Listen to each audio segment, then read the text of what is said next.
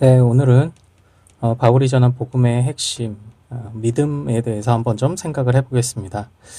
여태까지 여러 가지 이야기들을 많이 나눴는데요. 조금 정리를 좀 하면서 다시 좀 초점을 잘 맞춰보죠.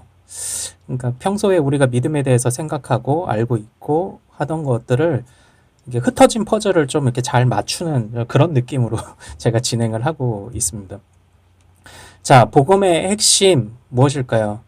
예수님은 우리에게 천국행 티켓을 주신 것, 이것이 복음의 핵심일까요? 자, 좀 더 포괄적으로 예수님은 천국행 티켓만을 주신 것이 아닙니다. 예수님은 모든 것의 주인이 되기를 원하고 계세요. 자, 그래서 제가 예수님은 구주시다라고 고백하는 것, 이 고백이 맞아요. 그 예수님을 묘사하는 많은 고백들이 있는데 예수님은 구주이시다 이렇게 고백하는 게 맞는데 구주이실 뿐만 아니라 그래서 예수님은 구주이시며 포괄적으로 모든 것, 모든 삶의 주님이시다. 모든 영역에서 예수님이 주인이 되시는 것, 이게 복음을 받아들이는 사람인 겁니다. 이것이 믿음이에요. 그러니까 믿음은 내가 죽으면 천국 갑니다. 이것만 믿는 것이 아니라 예수님은 모든 것의 주님이십니다. 이것을 믿는 게 바로 믿음이라고 말씀을 드렸어요. 그래서 제가 믿음에 대한 바른 이해에서 믿음 이후에 뭐 어떤 삶, 뭐 이런 구도를 제가 좀 아쉽다고 말씀을 드린 게 뭐냐면 뭐 믿음으로 일단 천국은 확보해 놓고 삶에 대해서는 그 다음에 생각하자는 것 같은 그런 뉘앙스는 저는 이제 옳지 않다고 봅니다. 뭐 하나님과 우리의 관계를 이제 결혼 관계로 묘사를 하니까 아예 그냥 일단 결혼해 놓고 어떻게 살지 그 다음에 고민해 보자. 이것이 말이 안 되잖아요. 뭐 결혼하면 철들겠지. 이런 생각도 이게 안 맞잖아요. 철이 안 들어요. 처음부터 결혼 생활이 어떤 것인지 서로 어떤 책임을 갖게 되는지 정확히 가르쳐 주어야 되죠. 그래야 결혼 생활을 견고하게 이어나가죠. 마찬가지로 믿음도 마찬가지인 것 같아요. 처음부터 저는 정확하게 가르쳐 주어야 된다고 이제 생각을 합니다. 그래서 이제 앞전 시간에 말씀드렸던 것처럼 내 사랑하는 내 아들, 내 부모 구원시켜야 된다. 라는 이런 말에 오해나 왜곡을 주의해야 된다고 말씀드렸습니다. 처음부터 확실한 믿음을 전하고 가르치자. 그러니까 너는 이 순간부터, 믿는 순간부터 너는 나중에 죽는 날 뒤만 바라보고 사는 게 아니라 너는 지금 이 순간부터 달라진 삶을 살아야 된다. 그런데 우리는 이것에 대해서 확인 안 시키고 너 믿어? 믿어? 천국 가는 거 죽으면 믿어? 믿어.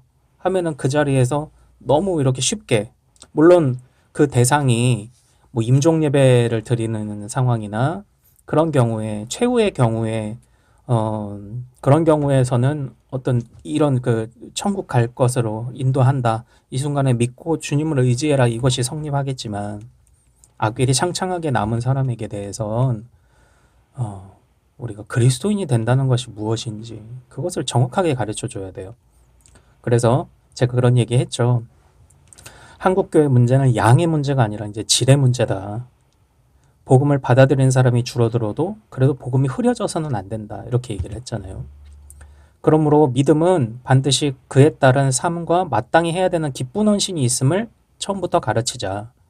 믿음은 믿음이고 삶은 삶이고 이게 아니라 믿음이 곧 삶인 거예요. 예.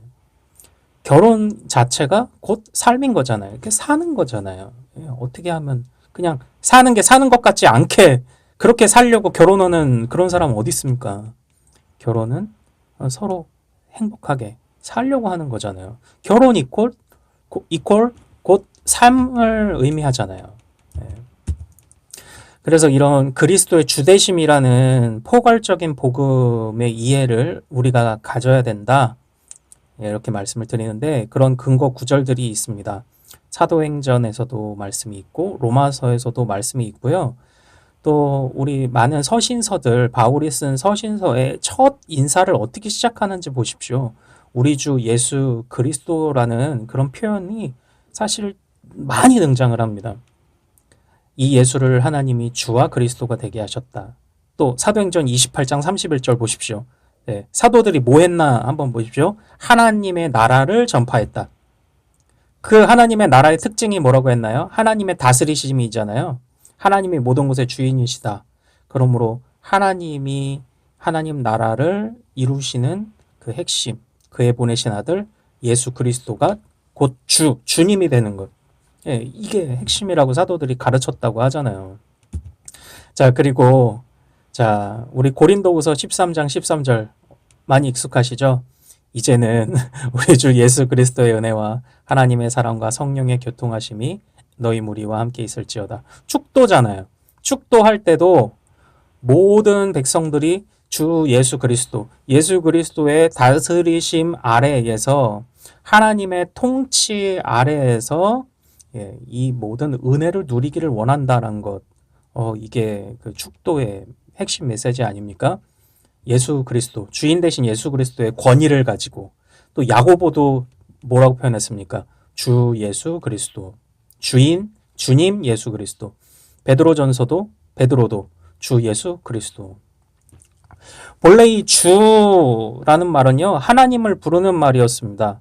하나님을 구약에서 그런데 구원자라고만 이해하나요? 아니죠. 하나님은 구약에서 보면 뭐 출애굽이라는 구원도 이루시고 바벨론 포로기를 끝내시며 구원자도 되셨지만 단순하게 구원만 시키고 끝내셨나요? 아니잖아요. 그의 백성들과 함께 거하시고 사셨잖아요. 임재하셨잖아요. 즉 구약에서 하나님은 모든 것의 주님이셨습니다. 창조주요 온 우주의 주인이셨습니다.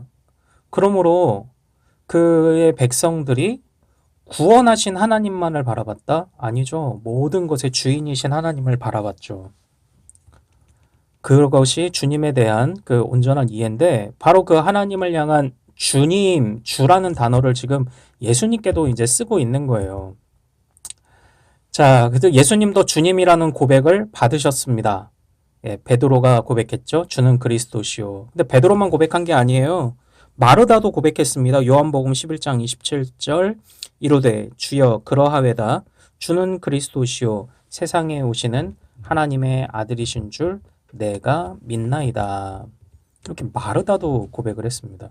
그러니까 베드로만 이런 고백을 한 게 아니었어요. 자, 이런 상황 속에서 예수님도 자신을 주님이라고 고백하는 그 고백을 마다하지 않으셨어요. 왜냐? 그것이 옳은 고백이었기 때문입니다.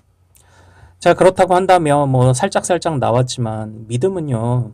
그리스도를 인격적으로 온 마음을 다해 신뢰하는 거잖아요. 이것이 근데 자칫하면은 그냥 뭐 대충 얘기하고 그냥 두루뭉술하게 얘기하는 온 마음을 다해 신뢰해야지 이것이 두루뭉실하게 얘기하다가 끝나는 걸 수 있어요.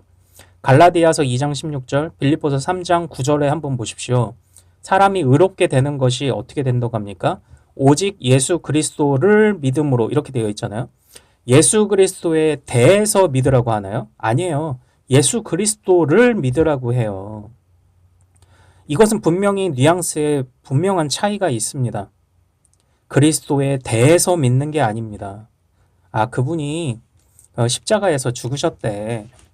그분이 우리와 뭐 혼인 서약서를 쓰셨대. 그런데 우리의 관계는 그래서 결혼의 은유로 자꾸 제가 설명을 하는 겁니다. 우리의 관계는 결혼의 관계는 혼인계약서 쓴 걸로만 설명되는 게 아니잖아요. 혼인계약서 쓴 것에 대해서 믿기 때문에 부부가 사는 게 아니잖아요.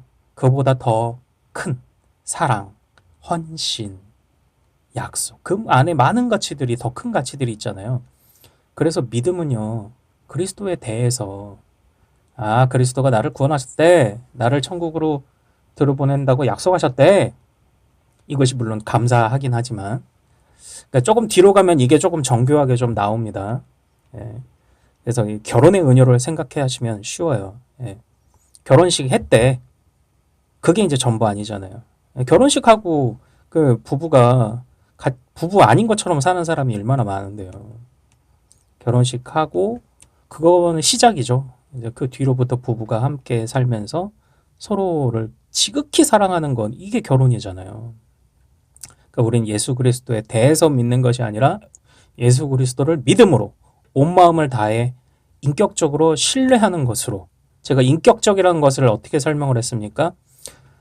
내가 맛있는 빵을 먹어도 그 사람이 생각나고, 내가 뭐 좋은 것을 이렇게 뭐 하필 회사에서 회식 자리 가도 아우 이거 내 아내 사다 주고 싶은데 나중에 같이 와야지. 모든 것에서 그 사람이 나에게 번져오는 거. 모든 사람이 내 곁에 지금 같이 있는 것은 아니지만 같이 있는 것처럼 느끼는 그런 그 사랑의 관계. 우리는 이거 사실 쉽게 다 이해할 수 있습니다. 그렇기 때문에요, 믿음은요, 이렇게 표현할 수 있습니다. 믿음은 삶도 맡기는 거예요. 우리가 결혼해서 결혼서약서 썼다고 해서 집에 있는 순간만 그 사람한테 우리는 나는 당신에게 속해 있습니다고 고백하는 거예요. 아니에요. 회사에 있을 때도 학교에 있을 때도 아니면 떨어져 있을 때도 예, 나는 그 사람에게 속했다고 말하는 겁니다. 그게 결혼이잖아요. 예. 그래서 믿음은 삶도 맡기는 겁니다. 보통은 그리스도를 믿는다는 것은 나의 죽음만을 맡기는 게 아니에요. 죽은 뒤에 천국만 가는 것을 맡기는 게 아니라 현재 나의 삶도 맡기는 거예요. 이건 굉장히 중요합니다. 그래서 바른 믿음의 모습은요, 그리스도를 사랑하죠. 그리스도의 명령을 행하고 싶어집니다. 그리스도의 권위에 대한 복종뿐만 아니라 가장 소중한 동반자로 여깁니다. 그래서 로마서 8장 28절 우리가 알거니와 하나님을 사랑하는 자 곧 그의 뜻대로 부르심을 입은 자들에게는 모든 것이 합력하여 선을 이루느니라. 하나님을 지극히 사랑하는 것, 그것이 바른 믿음이죠. 바른 믿음. 자, 그러나 제 이런 강의들이 계속될수록 저 자신도 그렇고요. 우리 들으시는 또 우리 성도님들도 아휴, 나는 주님을 온전히 사랑하지 못하고 있는데 이런 생각이 들죠. 그렇다고 해서 참된 그리스도인이 완벽하다고 말하는 것은 아닙니다. 우리가 처음에 아기가 태어나면 저 초보 아빠 시절이 있었거든요. 아기 기저귀 하나도 갈지 못해서. 그런데 아기를 사랑하는 마음이 있잖아요. 근데 그냥 내가 그걸 좀 잘 못하는 것뿐이에요. 너무 해주고 싶은데 하지 못해서 안타까워하고 미안한 마음이 있잖아요. 그래서 존 메가더 목사님은 이렇게 말씀하셨습니다. 참된 믿음을 가진 사람도 실패할 수 있다. 일부 사람들은 자주 실패에 빠지기도 한다. 사도 바울도 고민했잖아요. 예. 내 마음에 두 가지 마음이 있습니다. 하나는 선을 행하고 그러나 다른 하나는 악을 행하는 것이다. 그러나 참된 믿음의 사람이라면 반드시 자신의 죄를 고백하고 용서받기 위해 하늘 아버지에게 나온다. 그러니까 이건 방향성의 문제예요. 당장 내가 아기 기저귀 못 갈아주고 당장 내가 설거지하다 그릇 깨먹고 할 수 있어요. 이제 막 시작한 신혼생활이 서툴 수 있습니다. 그러나 서로를 더 많이 알게 되고 알고 싶고 서로의 자리가 더 짙어지고 깊어지는 과정에 있다면 그 결혼관계는 아름답지 않습니까? 그러니까 이거 하늘 아버지를 향한 방향성의 문제예요. 나의 모든 것이 주님을 향한 방향성에 있느냐. 이것도 사실 두루뭉실하지 않게 구체적으로 표현하기 위해 많이 고민해야 돼요. 우리는 은혜로 구원받는다고 말을 하잖아요. 그래서 자칫하면 은혜는 좁은 시각에서 천국 가는 구원, 그것에만 필요한 거라고 생각할 수 있습니다. 그러나 예수 그리스도께서 우리의 주님이시라면, 모든 것의 주인이시라면 은혜는 우리 삶 모든 것에 필요합니다. 그리고 그 필요대로 주님이 공급하신다고 믿는 거예요. 그러니까 우리의 믿음은 죽는 순간뿐만이 아니라 우리의 삶도 맡기는 믿음. 이것이 중요합니다. 그래서 모든 순간에 주님이 우리를 은혜를 주신다고 약속하셨어요. 하나님께 붙들림 받은 사람은 새로운 피조물이 된다고 했잖아요. 이건 그 새로운 피조물에 관한 묘사거든요. 에베소서 2장 10절. 우리는 그가 만드신 바라.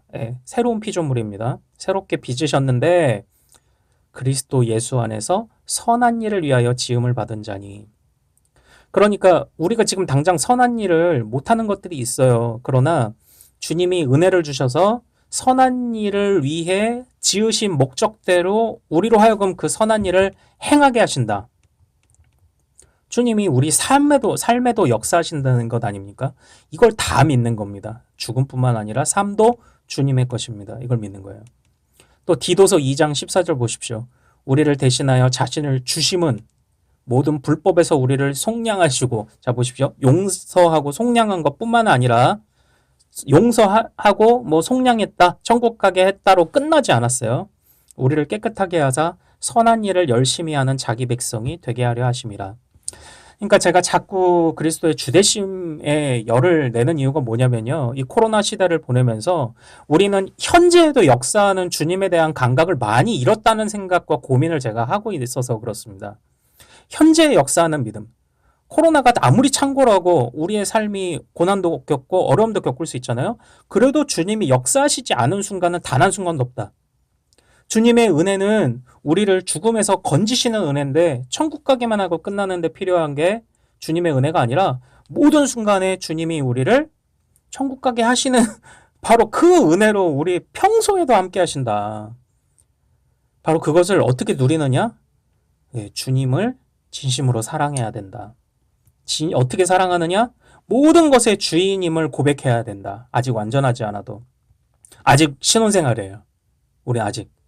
그런데 사랑하는 마음이 너무 큰데 더 해주지 못해서 좀 서툰데 서툴어서 미안하고 더 잘해줘야 되겠다는 막 의지도 생기고 이런 거 신혼생활 있잖아요. 바로 그런 마음, 결혼의 그 마음, 같이 사는 것, 평소에도 그 은혜를 누리는 것, 저는 이런 우리의 믿음이 되었으면 좋겠습니다.